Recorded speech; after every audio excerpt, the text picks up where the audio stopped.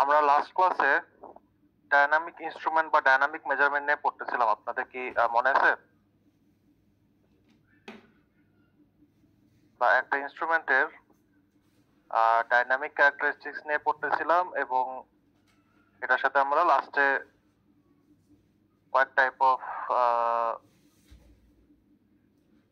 Dynamic characteristics পড়ছি, যেমন fidelity, speed of response, lag এবং ডাইনামিক এরর। এখন ডাইনামিক ক্যারেক্টারিস্টিক্স এর সাথে স্ট্যাটিক ক্যারেক্টারিস্টিক্স এর ডিফারেন্স কি ছিল, আপনাদের কি এটা মনে আছে?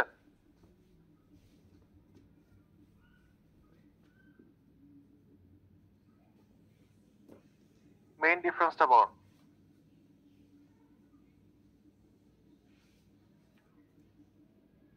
স্যার আসসালামু আলাইকুম। ওয়ালাইকুম আসসালাম। জি স্যার, স্ট্যাটিক ক্যারেক্টারিস্টিক্স আর ডাইনামিক ক্যারেক্টারিস্টিক্স এর মধ্যে মেইন ডিফারেন্সটা হচ্ছে টাইম ভ্যারিয়েশনে। অর্থাৎ স্ট্যাটিক ক্যারেক্টারিস্টিক্স এর টাইম ইনভ্যারিয়েন্ট হবে আর dynamic characteristics sir time variant হবে। হ্যাঁ, ঠিকই বলছেন যে টাইমের সাথে সাথে এটা একটা চেঞ্জ আসতে পারে, যে চেঞ্জ গুলো মানে ডাইনামিক ক্যারেক্টারিস্টিক্স বলে আমরা ডিফাইন করতেছি। তো ওখানে আমরা 4 রকম ক্যারেক্টারিস্টিক্স দেখছি। তো এখন হচ্ছে মানে আমরা একটু চিন্তা করি যে আমরা একটা সিস্টেমে যখন ডাইনামিক ইনপুট দেই, ডাইনামিক ইনপুট কিরকম হয়।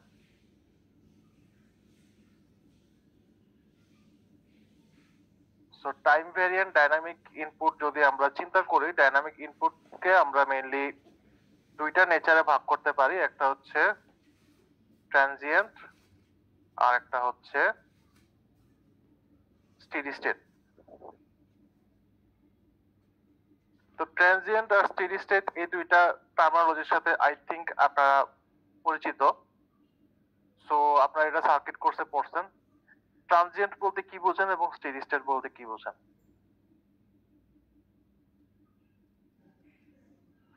রিমন খান। আসসালামু আলাইকুম স্যার। ওয়ালাইকুম আসসালাম। ট্রানজিয়েন্ট মানে কি? স্যার ট্রানজিয়েন্ট হচ্ছে স্যার সময়ের সাথে সাথে স্যার আউটপুটের মানটা আর কি কোনোটা একটা মান স্যার বাড়তেছে। আর স্টেডি স্টেট হচ্ছে স্যার এমন একটা সময় যায় মানে গেলাম, কিন্তু ওই টাইমে স্যার সময় বাড়লেও আমাদের আউটপুটটা স্যার আর বাড়তেছে না। আচ্ছা, ট্রানজিয়েন্টে যেটা হয় যে একদম ইনিশিয়ালি আমার একটা হাই ভ্যালু থাকলেও ট্রানজিয়েন্ট রেসপন্সটা কিন্তু খুব তাড়াতাড়ি কি হয়ে যায়, জিরো হয়ে যায় না? ট্রানজিয়েন্ট রেসপন্সটা কিন্তু থাকে না। ইন দি এন্ড আমার হাতে যেটা থাকে সেটা হচ্ছে স্টেডি স্টেট রেসপন্স, যেটার একটা পিরিয়ডিসিটি আছে, মানে পিরিয়ডিক সাইকেল আছে, এটা একটা টাইম পর পর ওটা রিপিট হতে থাকে। ট্রানজিয়েন্ট রেসপন্স রিপিট হয় না, কিন্তু ট্রানজিয়েন্ট যতটুকু রেসপন্স ওইটা হচ্ছে একটা নির্দিষ্ট টাইম পরে জিরো হয়ে যায়, ওইটা আর থাকে না। তো এটা হয়তো আপনারা পরবর্তীতে কিছু কিছু জায়গায় পড়বেন যে এই সিস্টেমটা বা এই মেশিনটা ট্রানজিয়েন্ট কারেন্ট বা ট্রানজিয়েন্ট যে জিনিসগুলো আছে ট্রানজিয়েন্টটাকে সে মানে ওই ইফেক্টটাও গায়ে লাগে না। কন্ট্রোল সিস্টেম যখন পড়বেন ওখানে ওভারশুট বলে একটা টার্ম আছে, সেটা দেখবেন। তো সেখানে দেখা যায় যে একটা সিস্টেম শুরুর দিকে যদিও একটু মানে ট্রানজিয়েন্ট বিহেভিয়ার, যেটা যেটা অ্যাবনর্মাল বিহেভিয়ার, যেটা হচ্ছে প্রেডিক্টেবল না, ওরকম বিহেভিয়ার থাকলেও পরবর্তীতে সে ওটাকে সামলায় নিয়ে স্টেডি স্টেটে খুব তাড়াতাড়ি চলে আসতে পারে। স্টেডি স্টেটে কত তাড়াতাড়ি আসে এই টাইমটাও একটা কন্ট্রোল সিস্টেম মানে একটা সিস্টেম স্টেবিলিটি বা সিস্টেম কোয়ালিটির একটা মেজার। যাই হোক, এটা অন্য কোর্সে পড়া, এটা পরবর্তীতে দেখবেন। তো ডাইনামিক ইনপুটকে আমরা দুই ভাগে ডিফাইন করতে পারি, একটা হচ্ছে ট্রানজিয়েন্ট রেসপন্স আর একটা হচ্ছে স্টেডি স্টেট রেসপন্স। আর ডাইনামিক ইনপুট কয়েক রকম হতে পারে, এর ভিতর কয়েকটা আপনারা বোধহয় অলরেডি দেখছেন, যেমন একটা স্টেপ,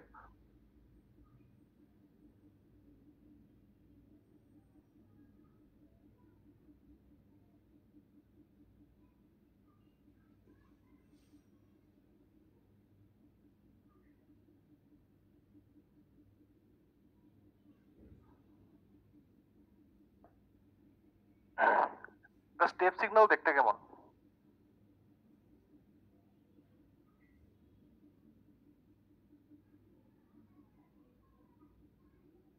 সিগন্যাল কোর্স হয় না এখনো আপনাদের? স্যার সিগন্যাল এই সেমিস্টারে স্যার হচ্ছে আর কি। তো সাম স্টেপ সিগন্যাল দেখাইছে ক্লাসে? জি স্যার। কিরকম হয় স্টেপ সিগন্যালটা? স্যার স্টেপ সিগন্যালটা হচ্ছে একটা 0 থেকে ছোট যদি হয় টি এর ভ্যালু, তাহলে সেই ফাংশনটা আরকি 0 থেকে ছোট হলে স্যার এটা 0 হবে ফাংশনটার মান। আর যদি 0 থেকে টি এর মানটা বড় হয় তাহলে স্যার 1 হবে। মানে 0 অথবা 1। 0 যদি হয় তাহলে 0 0 অথবা এটা হচ্ছে ইউনিট স্টেপ ফাংশন বলে, এই যে আমি যেটা আঁকছি।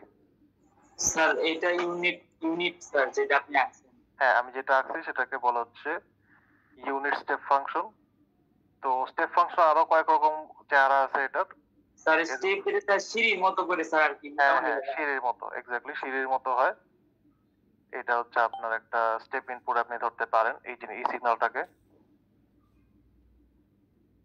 এখানে এখানে একটা ভ্যালু চলমান ছিল, তারপর আমি যদি এখানে একটা স্টেপ সিগন্যাল দিই, এটা হচ্ছে এরকম যতটুকু সিগন্যালের অ্যামপ্লিটিউড ততটুকু উপরে উঠে এরপরে ওই ভ্যালুটাই সে হোল্ড করবে। এটার একটা রিয়েল লাইফ এক্সাম্পল দেন তো আমাকে।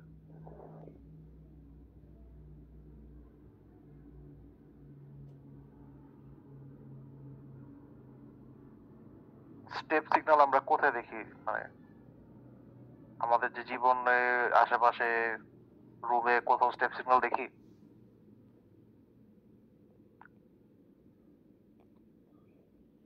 আমরা যখন একটা সুইচ টিপি, ওই সুইচটাকে একটা সুইচ টিপার প্রসেসটা একটা স্টেপ সিগন্যাল না? সুইচ যখন ক্লোজ হয়ে যাচ্ছে, 0 ছিল, তারপর 1 হয়েছে, তারপর 1 হয়ে 1ই কন্টিনিউ করতেছে, তাই না? যতক্ষণ সুইচ অন আছে। কাজে এই জিনিসটাকে আমরা একটা স্টেপ ইনপুট বলতে পারি।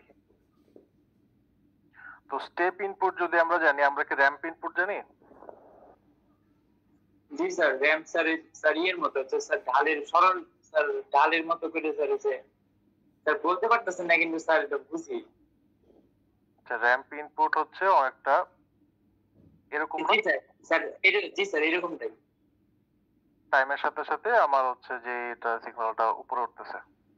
তাহলে এখানে হচ্ছে একটা লিনিয়ার রিলেশনশিপ আছে, বা y equal to mx plus nx, মানে এটা মূল বিন্দু হবে y equal to mx, মানে এটা একটা স্ট্রেট লাইন ইকুয়েশন আমি বলতে পারি। এটার ভিতরে একটা রিলেশনশিপ আছে। আপনি গ্রাফ দেখে বলতে পারেন যে এই স্টেপ সিগন্যাল আর র্যাম্প সিগন্যালের মধ্যে আমার রিলেশনশিপটা কোথায়?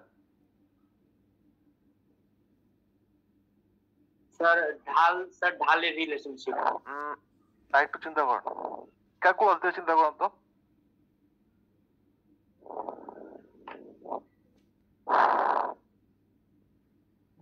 স্যার ডিফারেন্সিয়েট করলে পাবো। এখানে শুধু স্যার 0 এর পরে মানগুলো পাবো স্যার। কিসের পরের মানগুলো পাবো? সরি, বুঝি নাই। স্যার একটা স্ট্রেট লাইনকে ইন্টিগ্রেশন করলে আমরা র্যাম্প সিগন্যাল পাবো। এই সিগন্যাল ইউনিট স্টেপ সিগন্যাল যেটা, সেটাকে ইন্টিগ্রেট করলে আমরা র্যাম্প সিগন্যাল পাবো। মানে এইটার ইন্টিগ্রেটেড ভার্সন হচ্ছে এটা, এটা ডিফারেন্সিয়েটেড ভার্সন হচ্ছে এটা। এখন কথা হচ্ছে এটা ইন্টিগ্রেটেড ভার্সন, এটা কেন? গ্রাফিক্যালি আমাকে এক্সপ্লেন করে বলতে পারবেন?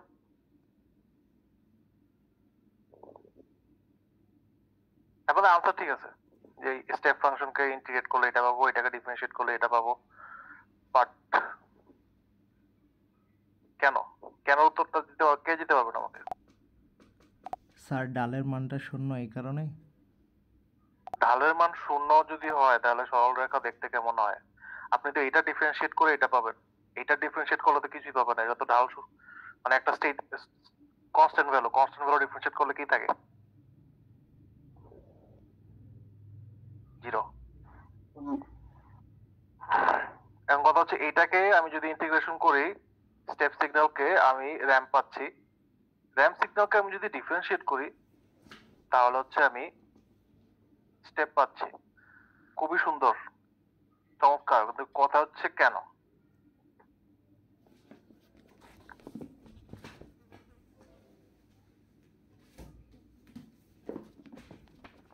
একটু তাকায় চিন্তা করেন, দুইটা কার্ভের দিকে তাকায় একটু চিন্তা করেন 1 মিনিট।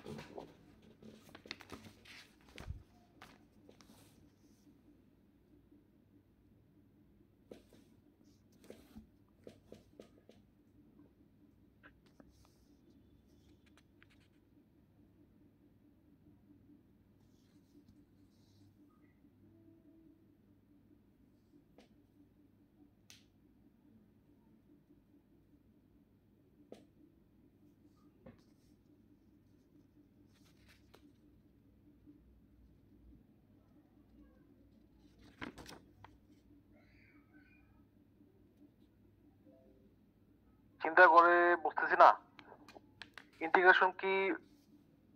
ইন্টিগ্রেশনের আরেকটা নাম কি? এরিয়া আন্ডার দ্য কার্ভ না?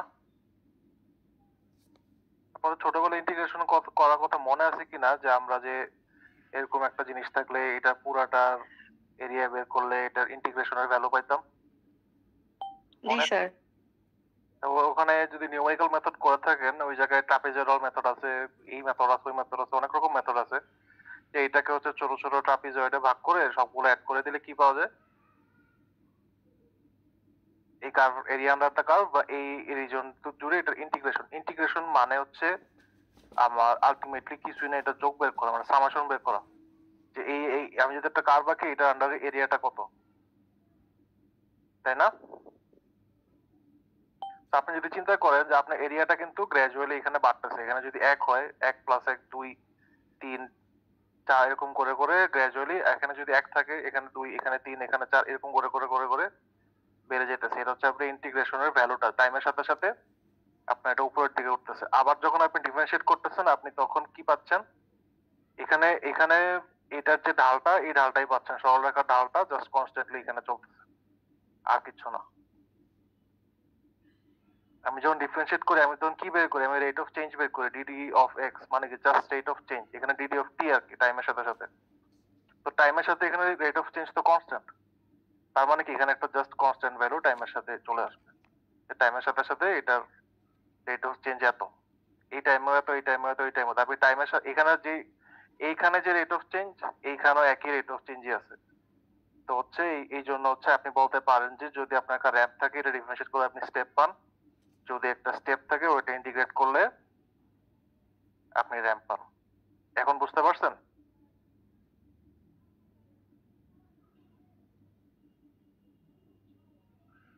এটা বুঝেন নাই? জি স্যার। বুঝান তো। স্যার একটা যে উপরে যে আমরা স্টেপ ফাংশনটা দেখলাম, তো এখানে স্যার আমরা তো ইন্টিগ্রেশন বলতে বুঝি যে এরিয়া আন্ডার দ্য কার্ভ। তো এই স্টেপ ফাংশনটাকে আমরা যদি ক্ষুদ্র ক্ষুদ্র মানে ভাগে ভাগ করে যদি সামেশন করি, তাহলে স্যার আমরা এই যে র্যাম্প সিগন্যালটা পাবো। আবার যদি র্যাম্প সিগন্যালের কথা আমরা চিন্তা করি, তো এইখানে স্যার আমরা এই র্যাম্প সিগন্যালটার ঢাল বের করলে একটা কনস্ট্যান্ট পাবো, যেটা স্যার আমরা স্টেপ ফাংশনে স্যার দেখতে পাচ্ছি একটা স্টেট। ঠিক আছে, গুড। তো এই জিনিসগুলো ভিজুয়ালি চিন্তা করতে পারতে হবে, লাইক ইন্টিগ্রেশন আর ডিফারেন্সিয়েশন এই জিনিসটা আসলে, মানে আমরা ম্যাথ কোর্সে অনেক ছোটবেলা থেকে আমি জানি, এটা হয়তো সিগন্যাল কোর্সে আপনারা অনেক কিছু করবেন এই স্টেপ ফাংশন র্যাম্প ফাংশন দিয়ে, বাট এই জিনিসগুলো আপনি ভিজুয়ালি যদি না বুঝেন তাহলে কিন্তু এটা মানে অ্যাপ্লিকেশন করতে পারবেন না। কাজে ইন্টিগ্রেশন বা ক্যালকুলাস বলেন বা ট্রিগোনোমেট্রি বলেন বা সিগন্যাল বলেন, সবকিছুই ভিজুয়ালি বুঝতে পারতে হবে। তো আমরা স্টেপ র্যাম্প বুঝছি, প্যারাবোলিক ইনপুট হইলে কিরকম হবে? প্যারাবোলার সূত্র কি?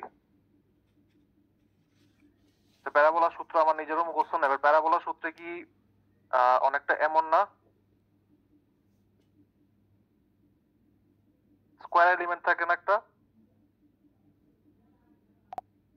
জি স্যার।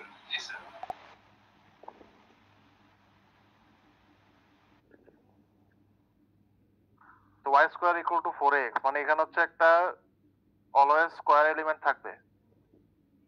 তো বা যেটা জেনারেল সূত্র, আমি আপনাদের মধ্যে গুগল করলাম, তো গুগল থেকে যেটা পাইলাম যে এরকম একটা সূত্র আছে, মানে এখানে এটাকে আমি যদি পুরাটারে এক্স ধরি তাহলে আসলে এরকম, যেটাই হোক এখানে একটা স্কোয়ার এলিমেন্ট আছে। এন্ড এই স্কোয়ার এলিমেন্টের কারণে আমরা বলবো যে প্যারাবোলিক ইনপুট যদি আমি দিই, ইনপুট দিচ্ছি মানে আমরা একটা স্কোয়ার সিগন্যাল ইনপুট দিচ্ছি। আর যদি সাইনোসয়েডাল হয় তাহলে তো আপনারা জানেনই, এটা হচ্ছে সাইন বা কোসাইন বা এই জাতীয় সাইনোসয়েডাল কোনো একটা ইনপুট যদি হয় তখন হচ্ছে আমরা এটাকে বলবো সাইনোসয়েডাল ইনপুট। এই সবগুলাই একটা জিনিস কমন, সেটা হচ্ছে এটা টাইমের সাথে সাথে ভ্যারি করতেছে ইনপুটটা। ঠিক আছে, বুঝতে পারছেন? আচ্ছা, আমরা সিস্টেমের ফ্রিকোয়েন্সি রেসপন্স বের করা পড়ছেন?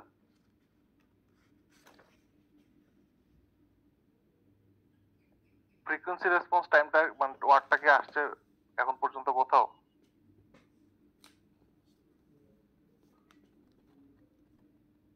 বা ইম্পালস রেসপন্স, এই দুইটা টার্ম এখনো পান নাই?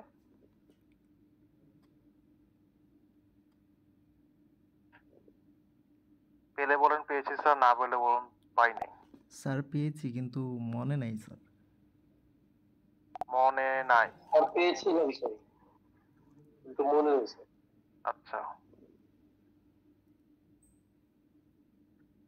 ফ্রিকোয়েন্সি রেসপন্স হচ্ছে বের করে যে একটা আপনার যে একটা সিগন্যাল যদি থাকে ওটার ম্যাগনিটিউড আর ফেজ ইনপুট ফ্রিকোয়েন্সির এগেইনস্টে এটা ক্যালকুলেট করা হয়, এন্ড ওইটার জন্য হচ্ছে আমরা সাইনোসয়েডাল সিগন্যাল ইনপুট দিই। তো সাইনোসয়েডাল সিগন্যাল ইনপুট দেই হচ্ছে আমরা ফ্রিকোয়েন্সি রেসপন্স বের করতে। এইটাই হচ্ছে আমাদের এখান থেকে মেইন টেকঅ্যাওয়ে বা মেইন যে বোঝার জিনিস। ফ্রিকোয়েন্সি রেসপন্স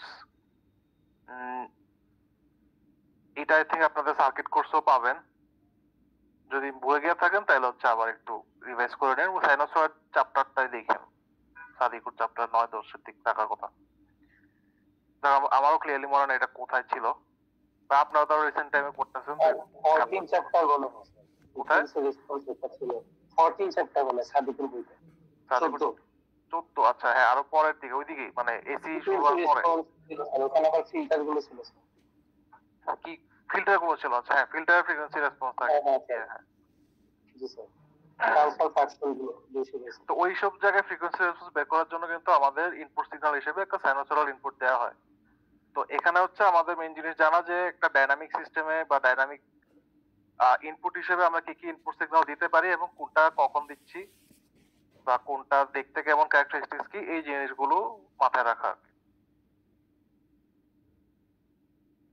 ফ্রিকোয়েন্সি রেসপন্স যেটা আপনাদের ক্লাসমেট বললো যে কোন চ্যাপ্টারে ছিল, কোথায় পড়ছেন আপনারা, সেটা হচ্ছে আবার রিভাইজ করে নেবেন যাতে কনসেপ্টটা এরকম ভিজুয়ালি যদি গ্রাফ করে বুঝেন তাহলে মনে থাকবে। এবার হচ্ছে আমরা মেজারমেন্ট ইনস্ট্রুমেন্টের ক্লাসিফিকেশন পড়বো এখন।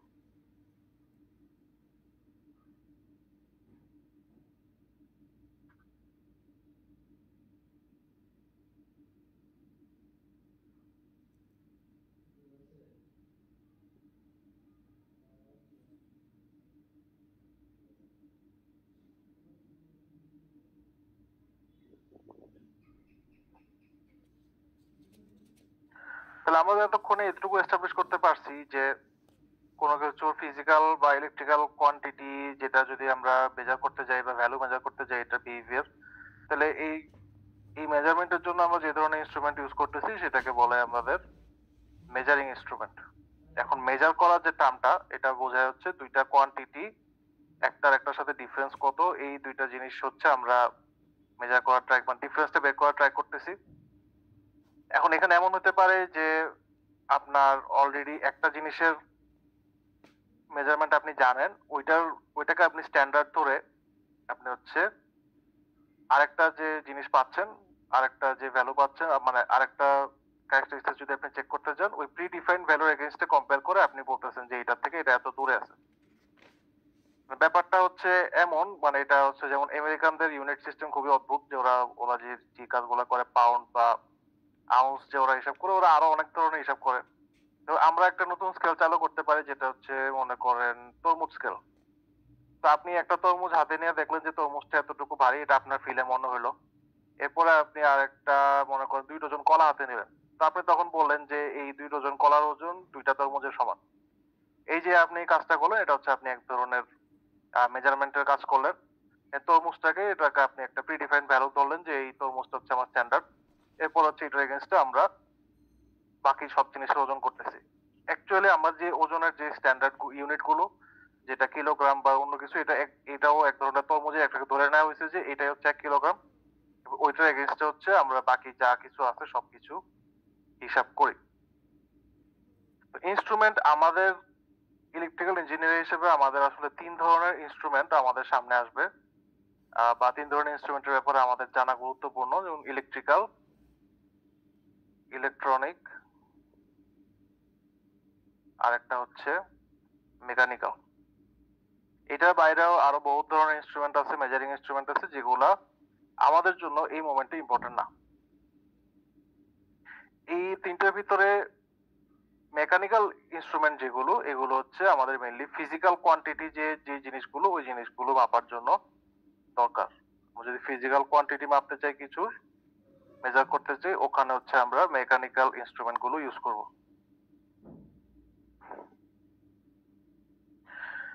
এখন এই মেকানিক্যাল ইনস্ট্রুমেন্ট যে এই ফিজিক্যাল কোয়ান্টিটি গুলো যে আমরা বের করবো, ফিজিক্যাল কোয়ান্টিটি কিন্তু মোস্টলি স্ট্যাটিক ক্যারেক্টারিস্টিক্স একটা যে কোনো একটা সাবস্টেন্স বা যেটাই আপনি চিন্তা করেন, কারণ এটা সময়ের সাথে সাথে ফিজিক্যাল কোয়ান্টিটির ওভাবে কোনো চেঞ্জ হয় না।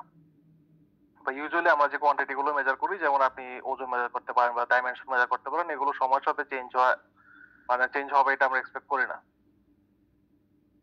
মানে যদি কন্ডিশনটা স্টেবল থাকে। এখন হচ্ছে এখানে হিটিং কন্ডিশনের উপর বেস করে সংকোচন বা প্রসারণ হইতে পারে, সেটা অন্য জিনিস, সেটা এররের ক্যালকুলেশনের ভিতর চলে আসতেছে। বাট নর্মালি যদি আমরা একটা স্ট্যান্ডার্ড টেম্পারেচার প্রেসারের ভিতর রেখে বসে থাকি, তাহলে ওখানে আসলে একটা ম্যাটেরিয়াল বা যে কোনো একটা যে জিনিসে আমরা মেজার করতে চাচ্ছি ওইটার ফিজিক্যাল ক্যারেক্টারিস্টিক্স স্ট্যাটিকই থাকবে, এটা চেঞ্জ হবে না। এখন এই তিনটার ভিতরে ইলেকট্রনিক মেজারমেন্ট যেগুলো, ইলেকট্রনিক মেজারমেন্ট হচ্ছে ইউজুয়ালি অনেক বেশি কুইক রেজাল্ট দেয়। ইলেকট্রনিক সিস্টেম যদি আপনারা চিন্তা করেন, আমাদের ইলেকট্রিক্যাল সিস্টেম ও ইলেকট্রনিক সিস্টেমের মধ্যে ডিফারেন্সিয়েট আমরা কিভাবে করতে পারি বলেন তো? একটা ডিফারেন্সিয়েটিং ক্যারেক্টারিস্টিক্স বলেন একটা ইলেকট্রিক্যাল সিস্টেম আর একটা ইলেকট্রনিক সিস্টেমের ভিতর।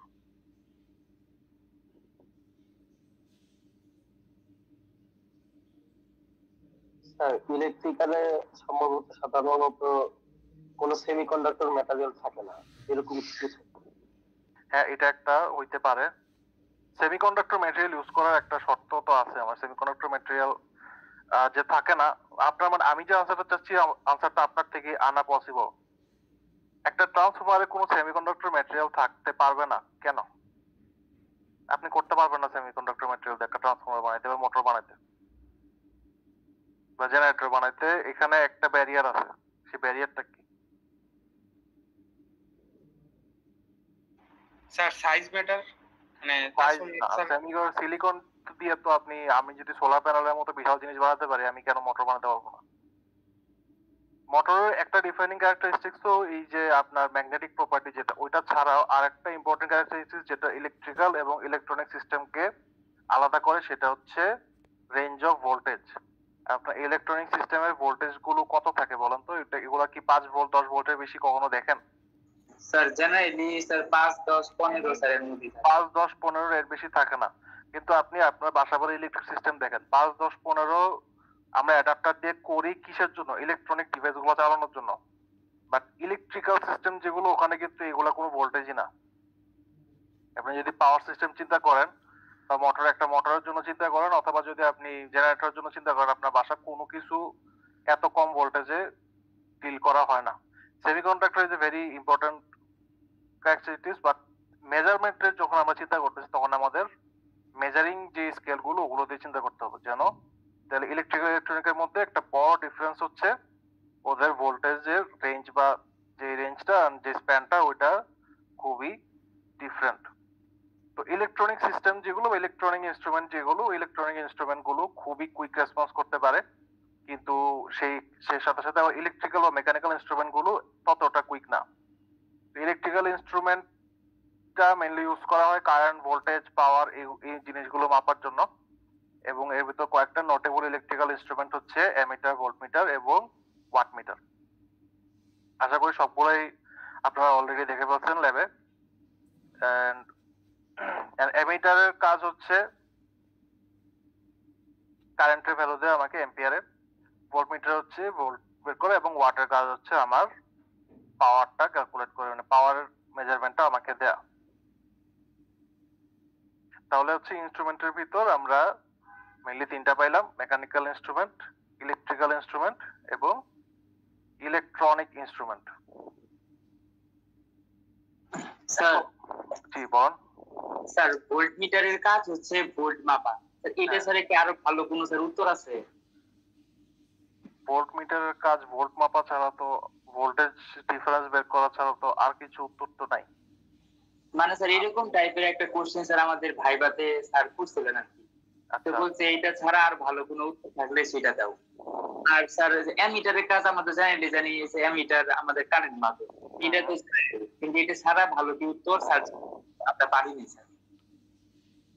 এখন হয়তো আপনারা সুন্দর করে উত্তর দেন নাই, যেমন সুন্দর করে যদি বলা যায় যে voltmeter is a measuring device that is used to measure and express voltage in electrical circuits. এখানে পটেনশিয়াল ডিফারেন্স মাপা যাচ্ছে এবং ইলেকট্রিক্যাল এনার্জির যে লেভেলটা, এনার্জিও মাপা যাচ্ছে। ভোল্টেজ তো একটা ফর্ম অফ এনার্জি।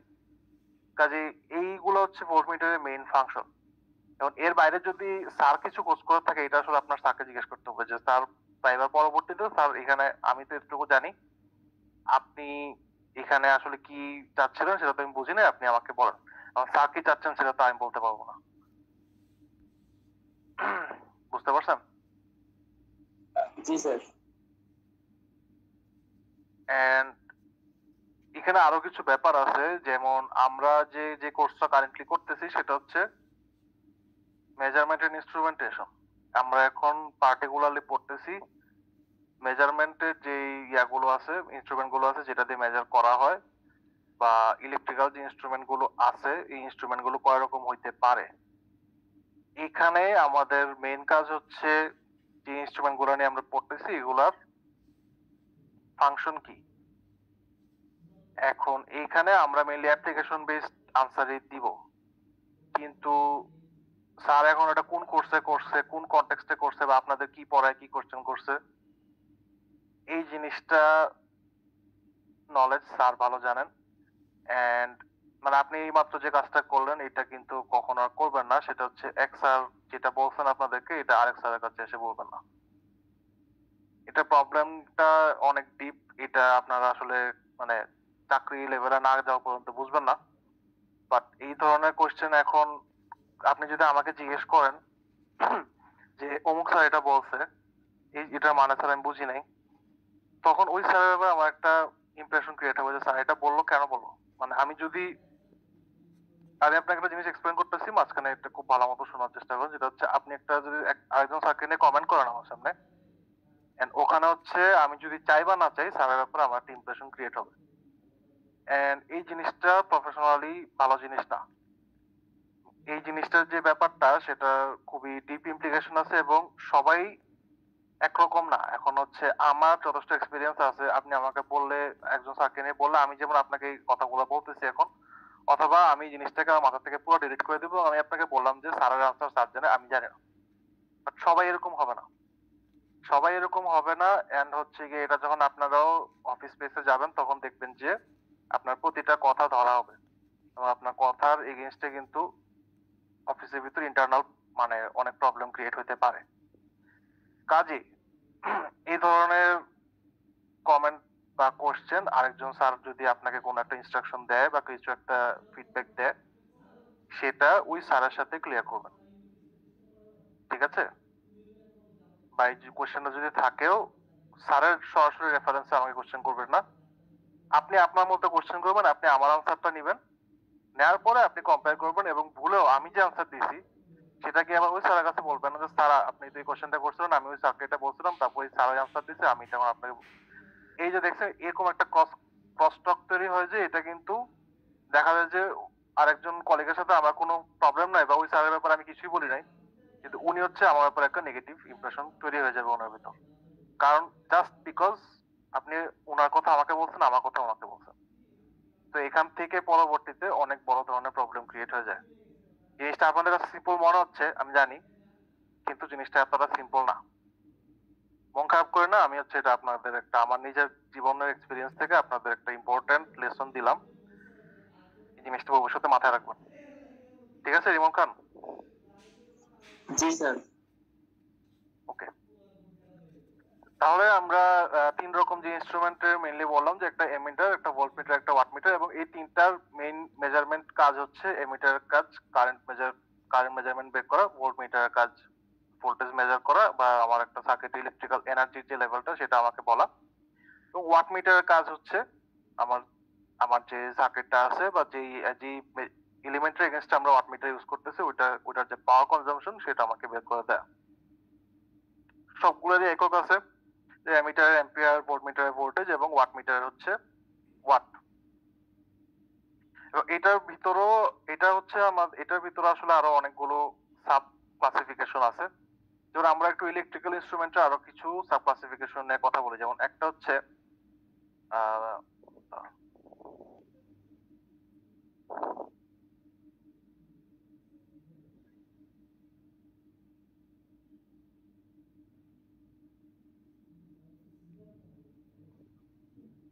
তো একটা চলে আসে যে অ্যাবসোলুট ইনস্ট্রুমেন্ট। অ্যাবসোলুট ইনস্ট্রুমেন্ট হচ্ছে অ্যাবসোলুট ইনস্ট্রুমেন্ট যে ভ্যালুটা দিবে মেজার করলে সেটা হচ্ছে একেবারে মানে physical constant value.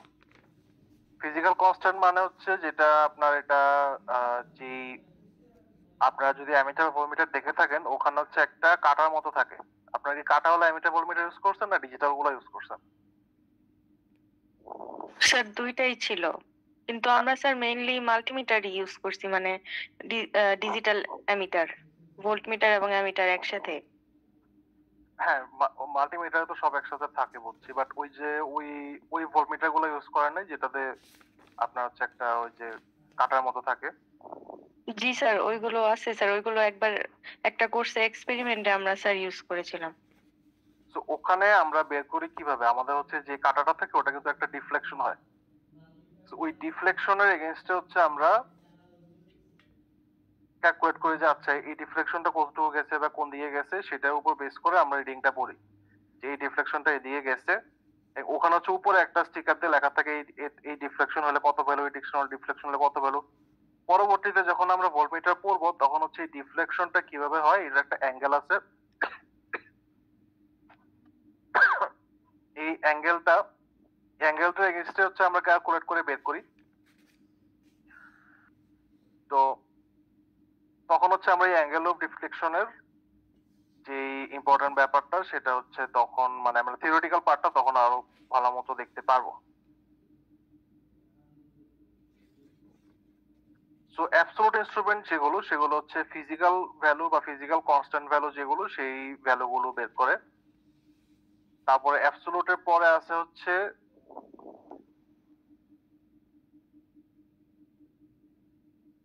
Secondary instrument.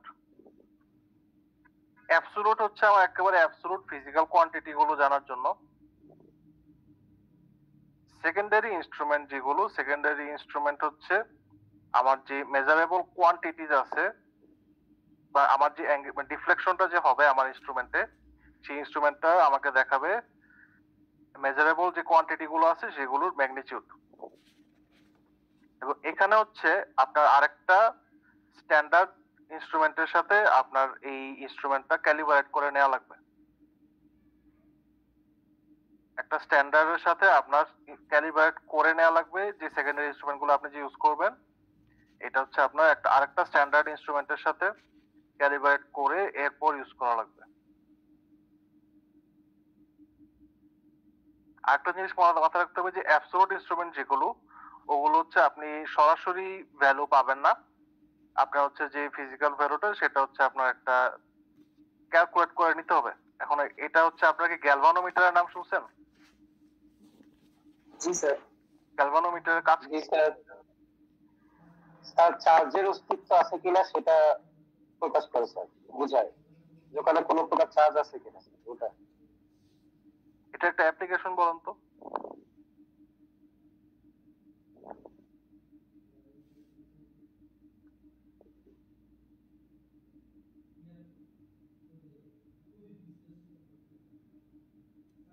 Sir তড়িৎ বিশ্লেষ্য পদার্থে ওখানে এরকম কিছু ছোটখাটো পড়ছিলাম কেমিস্ট্রিতে হয়তো। আচ্ছা, ওকে। তো এটা কি আমার ম্যাগনেটিক ফিল্ডের সাথে ডিফ্লেকশন যে এটা চেঞ্জ হবে না? যদি একটা রোটেটিং ম্যাগনেটিক ফিল্ড থাকে বা একটা চেঞ্জিং ম্যাগনেটিক ফিল্ড থাকে, ম্যাগনেটিক ফিল্ডের সাথে সাথে আমার গ্যালভানোমিটারের যে ভ্যালুটা আসতেছে বা যে ডিফ্লেকশনটা আমি পাচ্ছি মনে করেন ওই ডিফ্লেকশনটা কিন্তু চেঞ্জ হতে থাকবে। কাজে এরকম একটা মানে এটাকে বলে ট্যানজেন্ট গ্যালভানোমিটার এবং এটা হচ্ছে একটা অ্যাবসোলুট ইনস্ট্রুমেন্টের এক্সাম্পল। তো এইখানে এখানে যে আপনার কয়েলটা থাকে গ্যালভানোমিটার ওখানে যে কারেন্টটা পাস করতেছে ওই কারেন্টের উপর ডিপেন্ড করে ওর ডিফ্লেকশনের যে অ্যাঙ্গেলটা সেটা চেঞ্জ হয়। এন্ড এখানে এটা ইউজ করে মানে গ্যালভানোমিটার ইউজ করে কিন্তু আপনি পৃথিবীর ম্যাগনেটিক ফিল্ড যেটা সেটার অস্তিত্ব প্রমাণ করতে পারেন। এটা হচ্ছে নিজের একটু সেলফ স্টাডি করে দেখবেন যে আপনি যদি গ্যালভানোমিটার ইউজ করেন সেখান থেকে আপনি মানে ক্যালকুলেট করে আপনি আর্থের যে ম্যাগনেটিক ফিল্ডের যে ইফেক্টটা সেটা আপনি বের করে নিয়ে আসতে পারবেন। তো আপনার অ্যাবসোলুট ইনস্ট্রুমেন্টের জন্য আপনার এটা আর কোনো ইনস্ট্রুমেন্টের সাথে ক্যালিব্রেট করার প্রয়োজন নাই। যদি এটা সেকেন্ডারি ইনস্ট্রুমেন্ট হয় সেখানে হচ্ছে আপনার ক্যালিব্রেট করার প্রয়োজন আছে। সেকেন্ডারি ইনস্ট্রুমেন্টটা আবার কয়েক রকম হয়। সেকেন্ডারি ইনস্ট্রুমেন্ট গুলো আমরা মেইনলি ইউজ করি, কারণ হচ্ছে আমরা যে ইনস্ট্রুমেন্ট গুলো নিয়ে আসি মেজারিং ইনস্ট্রুমেন্ট, এই মেজারিং ইনস্ট্রুমেন্ট গুলো আরেকটা স্ট্যান্ডার্ড ইনস্ট্রুমেন্টের সাথে ম্যাচ করে বা ওটার এগেইনস্টে আরেকটাকে স্ট্যান্ডার্ড ধরে ওটার সাথে ক্যালিব্রেট করে নিয়ে আসা হয়। তো এই ইনস্ট্রুমেন্টের ভিতর আরো দুইটা ভাগ করা যায়।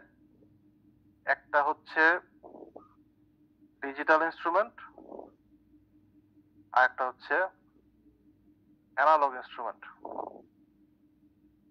তো আমার ডিজিটাল ইনস্ট্রুমেন্ট যেগুলো, ডিজিটাল ইনস্ট্রুমেন্ট আমাকে নিউমেরিক ফর্মে ভ্যালু দেয়। আমার যে আউটপুটটা আসে, আপনারা যেটা একটু আগে বলেন যে মাল্টিমিটার ইউজ করছেন, ওইটা কিন্তু একটা ডিজিটাল ইনস্ট্রুমেন্ট, কারণ ওইটা একটা নিউমেরিক ভ্যালু দিবে। আর অ্যানালগ ইনস্ট্রুমেন্ট যেটা, অ্যানালগ ইনস্ট্রুমেন্ট কিন্তু আমাকে একটা মানে পয়েন্টারের মতো দেয়। এরকম একটা পয়েন্টার থাকে, এরকম মনে করেন অনেকগুলো মিটারের মতো একটা থাকে, এবং এটা পয়েন্ট করে যেটা কোন দিকে আছে। আপনার গাড়ির স্পিডোমিটারের মতো বা বাইকের স্পিডোমিটারের মতো অনেকটা। এখানে হচ্ছে আমরা যে ভ্যালুটা মেজার করতেছি, এটা যেখানে আছে ওটা কাছাকাছি আসতে পারে। এখন এই দুইটা ইনস্ট্রুমেন্টের ভিতর কি ধরনের এরর থাকতে পারে?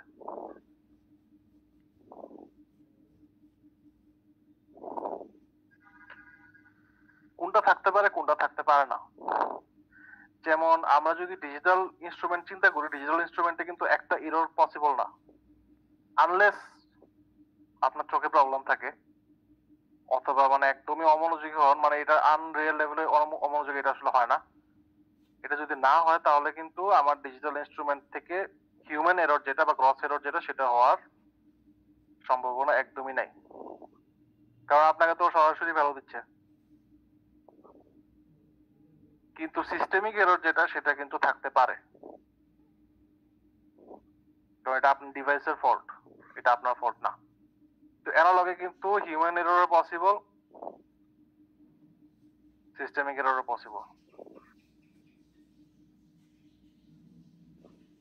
হিউম্যান এরর কিভাবে পসিবল? কারণ এই যে ডিফ্লেকশনটা কিন্তু আপনার খুব ভালো মতো দেখতে হবে যেটা কত ভ্যালুতে আছে।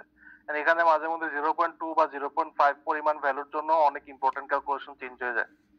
কাজে হচ্ছে এটা মাঝে মধ্যে এইটা দেখে বোঝা যায় না যে এটা কোথায় আছে। যদি আপনাদের ইন্টার লেভেলের এক্সপেরিমেন্ট গুলো মনে করে দেখেন, ওখানে কিছু এক্সপেরিমেন্ট ছিল, স্পেরোমিটার ছিল, লেন্স ছিল, আরো কিছু এরকম বকর চকর ছিল, যেগুলো হচ্ছে গিয়ে মানে খুব পিন পয়েন্ট করা লাগতো যে এক্স্যাক্টলি কোথায় আছে ভ্যালুটা। এটা যদি আপনি না বের করতে পারতেন তাহলে কিন্তু এটা প্রবলেম হয়ে যেত। অ্যানালগ ইনস্ট্রুমেন্টে হিউম্যান এরর হওয়ার চান্স বেশি, ডিজিটাল ইনস্ট্রুমেন্টে হিউম্যান এরর হওয়ার চান্স একদমই নাই।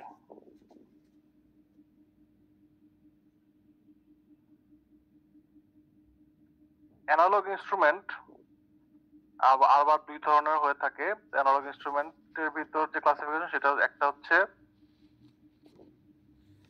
নাল টাইপ ইনস্ট্রুমেন্ট আর একটা হচ্ছে ডিফ্লেকশন টাইপ ইনস্ট্রুমেন্ট।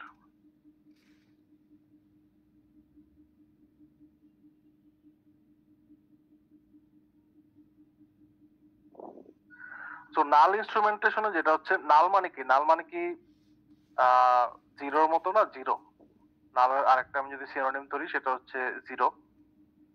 তো এইটাই যেটা হয় সেটা হচ্ছে, আপনার যদি একটা স্ট্যান্ডার্ড মনে করেন, একটা আমরা আবার তরমুজের এক্সাম্পলে ফিরে যাই। তো আপনি মনে করেন আপনাকে একটা ব্যাগ ভর্তি কিছু একটা দিছে, আপনি জানেন এটার ভিতর কি আছে, বা আপনাকে বললাম যে এটা আপনি তরমুজ স্কেলে মেজার করেন। কাজে আপনি যখন আপনি এটা হাতে নিয়ে বললেন যে এটা 4টা তরমুজের সমান বা 4.5 তরমুজ,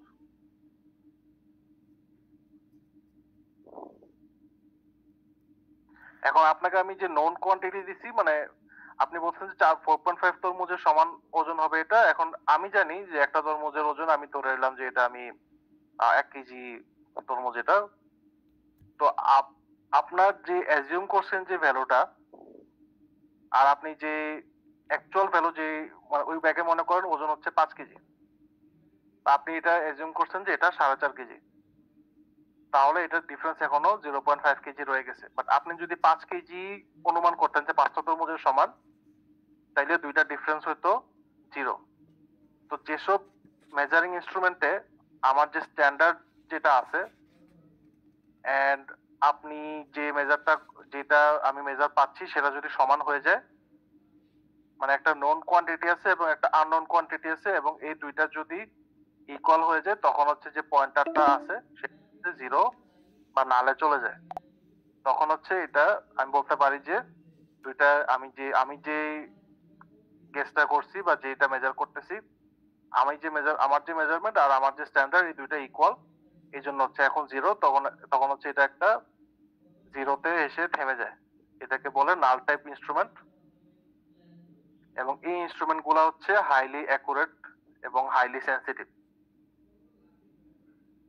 সো এটা 0-তে আসলে আমি বুঝবো যে এটা মানে আমার এখন ঠিক আছে। আরেকটা হচ্ছে ডিফ্লেকশন টাইপ ইনস্ট্রুমেন্ট। যেটা ডিফ্লেকশন টাইপ ইনস্ট্রুমেন্ট হচ্ছে আমরা যে স্ট্যান্ডার্ড যেগুলো আপনার অ্যামিটার ভোল্টমিটার যেখানে ইউজ করতেছি, এখানে একটা ক্যালিব্রেশন স্কেল থাকবে। এখন হচ্ছে যে মানে মেজার্ড কোয়ান্টিটির ম্যাগনিটিউডটা এটা হচ্ছে আমাদের জানা একটা ইউনিটের ভিতরে আছে, এবং ওখান থেকে আমরা বের করে নিয়ে আসতে পারবো যে এটা কত ভোল্টে আছে বা কত মিটার আছে। মানে এখানে আমি ইউনিটটা সবকিছুই জানি। ওখানে হচ্ছে একটা নোন আছে এবং আরেকটা আননোন আছে, এবং দুইটা একটা নোন এবং আননোন যখন ইকুয়াল হয়ে যাবে তখন হচ্ছে এটা 0-তে এসে ডিফ্লেকশন দিবে। তখন আমরা বুঝতে পারবো যে আমরা যা মেজার করতেছি সেটা কারেক্ট। এখন হচ্ছে আমাদের পরবর্তীতে আমরা দেখবো যে ডিফ্লেকশন টাইপ এখানে যে ইনস্ট্রুমেন্টটা আছে, ডিফ্লেকশন টাইপ ইনস্ট্রুমেন্ট আবার আরো 3 রকম হইতে পারে। ডিফ্লেকশন টাইপ ইনস্ট্রুমেন্ট 3 রকম হতে পারে। তো এখানে তো আমরা বুঝতেছি যে এখানে এটা একটা মুভিং সিস্টেম এবং এটার সাথে একটা পয়েন্টারের মতো আছে। তো ফার্স্ট যে ক্লাসিফিকেশনটা সেটা হচ্ছে ইন্ডিকেটিং ইনস্ট্রুমেন্ট।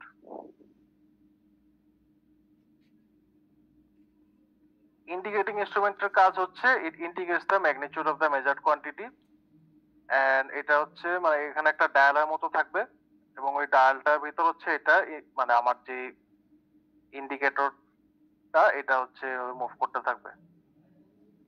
পয়েন্ট মানে যেটা ইন্ডিকেট করবে এটা এত ভ্যালু, এটা এত ভ্যালু, এটা 5 ভোল্ট ধরেন, এটা 10 ভোল্ট ধরেন, তো এটা এভাবে মুভ করতেছে। এটাকে আমরা বলতেছি ইন্ডিকেটিং ইনস্ট্রুমেন্ট। ইন্ডিকেটিং ইনস্ট্রুমেন্টের এক্সাম্পল হচ্ছে ভোল্টমিটার, অ্যামিটার বা পাওয়ার ফ্যাক্টর মিটার, যে জিনিসগুলো ওগুলো হচ্ছে আমার ইন্ডিকেটিং ইনস্ট্রুমেন্ট। আরেকটা আছে হচ্ছে আমাদের ইন্টিগ্রেটিং ইনস্ট্রুমেন্ট।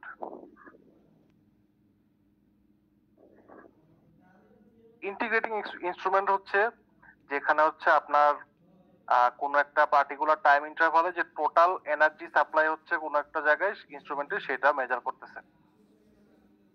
তো এটা একটা এক্সাম্পল হচ্ছে এনার্জি মিটার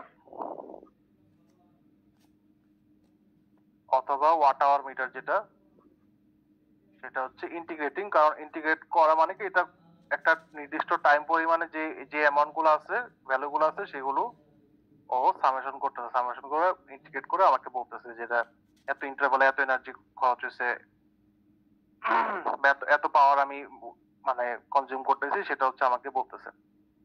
ইন্টিগ্রেটিং এবং ইন্টিগ্রেটিং এর পরে আরেকটা যে টাইপ অফ ইনস্ট্রুমেন্ট আছে সেটা হচ্ছে রেকর্ডিং ইনস্ট্রুমেন্ট। রেকর্ডিং ইনস্ট্রুমেন্ট হচ্ছে একটা সার্কিটের কোন একটা ইন্টারভাল অফ টাইমে যেই কন্ডিশনটা আছে সেটা হচ্ছে সে রেকর্ড করবে। রেকর্ড সিস্টেমটা ব্যাপারটা অনেকটা এমন হতে পারে যে ওটার সাথে একটা পেন বা একটা প্রিন্টিং ম্যাটেরিয়াল আছে এবং একটা পেপার শিটের মধ্যে ও জিনিসটা টাইপ করতেছে বা সিস্টেমটা ড্র করতেছে।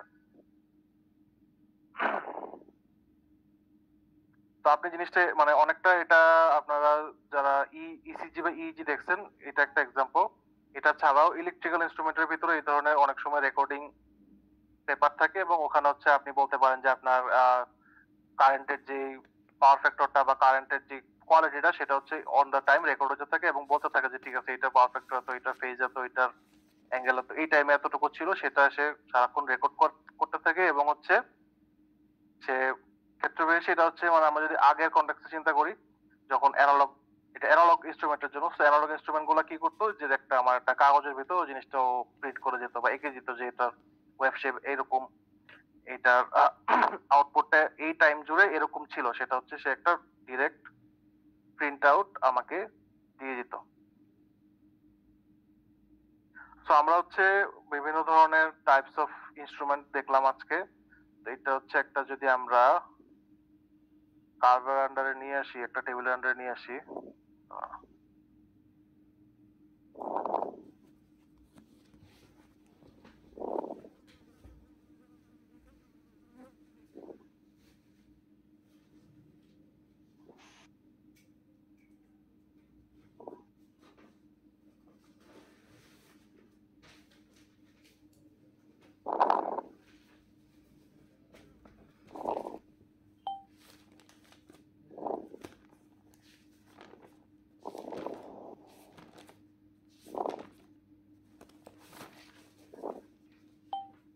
আপনারা যদি আপনাদের হোয়াটসঅ্যাপ গ্রুপ চেক করেন, ওখানে হচ্ছে আমি এই পুরো জিনিসটা একটা ট্রি ডায়াগ্রামের মতো দিয়ে দিছি, ইনস্ট্রুমেন্টের প্রকারভেদ এবং ইনস্ট্রুমেন্টে কোন প্রকারের সাথে কোনটা কিভাবে রিলেটেড। যদি হোয়াটসঅ্যাপ চেক করেন সেখানে পাবেন। এটা তো সেটা শুধু রিমন খানের জন্য না, এটা সবার জন্যই।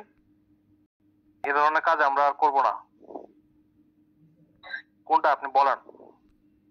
স্যার এক স্যারের কথা অন্য স্যার কাছে মানে কোশ্চেনটা না করা। এক্স্যাক্টলি। বা কোনো মানে এটা নিজেদের লাইফেও অ্যাপ্লাই করেন, নিজেদের ফ্যামিলি মেম্বার, নিজেদের ফ্রেন্ডসদের ভিতরেও জিনিসটা অ্যাপ্লাই করেন। এটা আলটিমেটলি এটা আমাদের টিচিং এ হচ্ছে এটাই, যে আমরা একজনের কথা আরেকজনের কাছে বলবো না। এখন হচ্ছে আপনাদের যদি পার্টিকুলার কোনো কোর্সের কোশ্চেন আমার কোর্সের সাথে রিলেভেন্ট হয়, বা আমার কোর্সের কোনো কোশ্চেন অন্য কোনো স্যারের সাথে রিলেভেন্ট হয়, স্যারের নাম না বলে কোশ্চেনটা করবেন, তারপর আনসারটা নেবেন, তারপর নিজে রিসার্চ করবেন, নিজে রিসার্চ করে নিজের ইয়েটা নিয়ে নেবেন। বাট কোন অবস্থাতেই একজনের সামনে আরেকজনের নামে এটা বলবেন না, জিনিসটা খুব ডেঞ্জারাস। আপনাদের তো মাইক্রো কন্ট্রোলার অ্যাসাইনমেন্টটা পাইছেন না? হোয়াটসঅ্যাপ গ্রুপে দিয়ে দিয়েছিলাম। জি স্যার। ওটা কিন্তু অনেক টাইম দিয়েছে, তো ওইটা খুব ভালো মতো করার ট্রাই করবেন।